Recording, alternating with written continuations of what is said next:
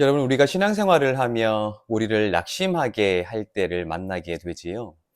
때로 내가 하나님 앞에 온전한 모습으로 서 있기 위해 노력하고, 또한 하나님께 주신 이 믿음을 선물로 여기며 그렇게 아름다운 신앙생활을 해 나아가겠다 다짐하게 될 때, 때로 우리에게 시험이 찾아오게 되고 고난이 찾아오게 된다는 사실을 발견할 때가 있습니다.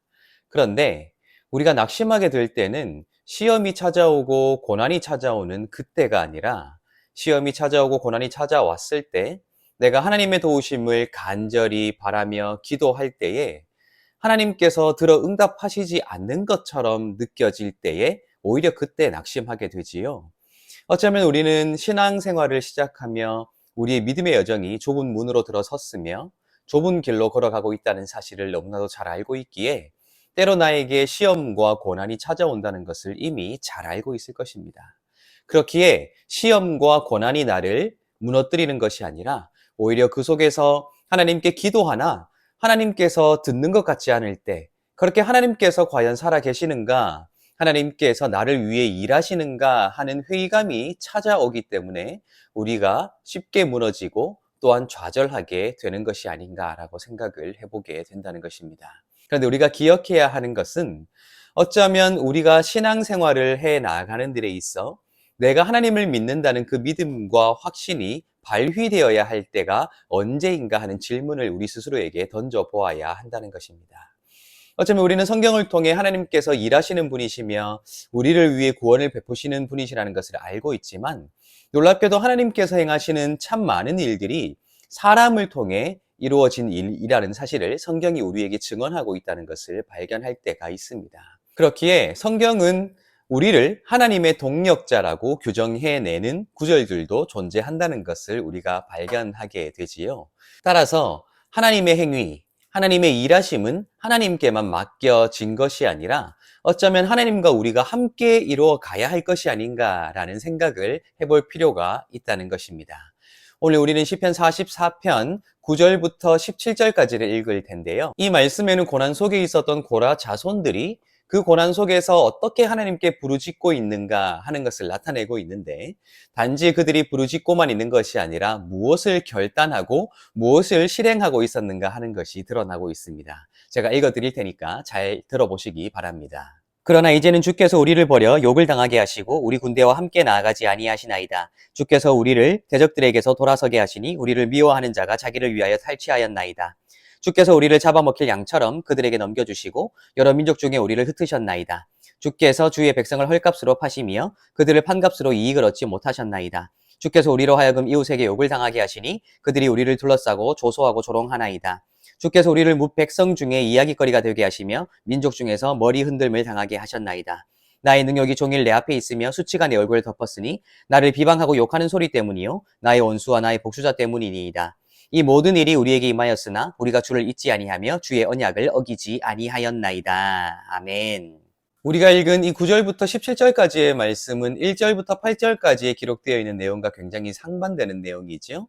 1절부터 8절까지의 내용에는 그들의 조상들이 어떻게 하나님의 구원하심을 경험하였는가 하는 것을 입에서 입을 통해 그들에게 전수하였다는 놀라운 하나님의 행위가 기록되어 있습니다. 그런데 9절부터는 갑자기 이제는 하나님께서 우리를 위해서 일하시지 않는다라는 내용이 기록되어 있죠. 우리를 원수들에게서 돌아서게 하시고 조속거리가 되게 하셨다. 우리를 헐값에 팔아 넘기셨다라는 내용들이 이어지기 때문입니다. 어쩌면 고난이 찾아온 것이겠죠? 시험이 찾아온 것이겠죠? 예전에 하나님은 이렇지 않았는데 왜 지금은 하나님이 이러실까? 예전에 하나님께서 구원을 행하셨는데 왜 지금 행하지 않으실까 하는 그러한 의심들이, 또한 공허한 외침들이, 또한 그러한 허무한 생각들이 그들에게 찾아왔기 때문이라는 것입니다. 그런데 놀랍게도 17절 말씀에는 그럼에도 불구하고 그들이 무엇을 하였는가 하는 것을 명확하게 언급하고 있습니다. 제가 다시 17절을 읽어드리겠습니다. 이 모든 일이 우리에게 임하였으나 우리가 주를 잊지 아니하며 주의 언약을 어기지 아니하였나이다 라고 되어 있습니다. 이 모든 일이 우리에게 임하였을지라도 우리는 주를 잊지 아니하였고 주의 언약을 어기지 않았다고 말하고 있습니다.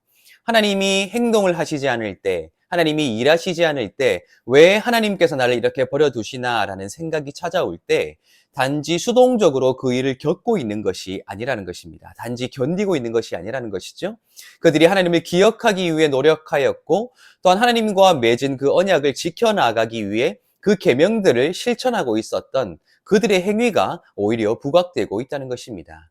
그들이 나름대로 그 고난 속에서 시험 속에서 하나님의 도우심만을 수동적으로 기다리고 있었던 것이 아니라 하나님께만 맡겨두고 있었던 것이 아니라 하나님의 행동과 하나님의 구원, 하나님을 기억하기 위해 노력해왔고 또한 하나님과 맺었던 그 언약을 지키기 위해 그 계명들을 실천해왔다는 그들의 능동적인 행위가 기록되고 있다는 것이죠. 그것을 하나님 앞에 내세우고 있다는 것입니다. 어쩌면 이것이 고난 속에서 시험 속에서 하나님께서 일하시지 않는 것처럼 느껴질 때에 우리가 취해야 하는 굉장히 능동적이고 중요한 행동이 아닐까라는 생각을 해보게 되었습니다. 내가 하나님의 구원하심을 경험하기 위해 마중물이 될 수 있다면 무엇을 할 수 있을까?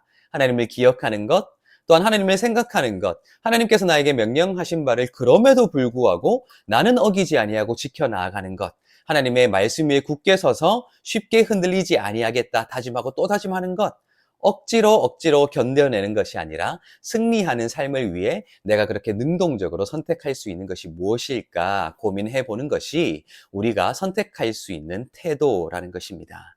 여러분, 우리에게는 참 많은 시험이 앞으로도 찾아올 것입니다. 고난이 찾아올 것입니다. 또 때로는 하나님께서 일하시지 않는 것처럼 느껴질 때도 많을 것입니다. 단지 그렇게 견디실 것입니까? 당하실 것입니까? 아니에요. 우리는 능동적으로 선택해야 해요. 그럼에도 불구하고 우리는 하나님을 잊지 않았습니다. 그럼에도 불구하고 하나님께서 말씀하신 바를 지켜왔습니다. 라고 하나님 앞에 내세울 수 있는 것을 우리가 만들어 나아갈 때에 어쩌면 시험 속에서, 고난 속에서, 또한 하나님께서 행동하시지 않는 것처럼 느껴지는 그 공허한 생각들 속에서 나 자신을 지켜나가고 우리에게 신실하게 행하시는 그 하나님의 행위를 우리의 믿음의 눈으로 다시 한번 바라볼 수 있는 용기가 생기지 않을까 생각해 보게 된다는 것입니다. 오늘 하루 우리가 그러한 삶을 살아갈 수 있으면 좋겠습니다. 단지 억지로 살아내지 맙시다. 이겨나갑시다. 능동적으로 선택합시다. 그러므로 우리에게 찾아온 시험과 유혹 속에서 고난 속에서 우리를 선한 길로 인도하시는 하나님의 그 행동하심을 다시 우리가 믿음의 눈을 뜨고 바라볼 수 있는 오늘 하루가 될 수 있으면 좋겠습니다. 그런 하루를 살아가시고 하나님께 영광 돌리시기를 예수님의 이름으로 축복합니다.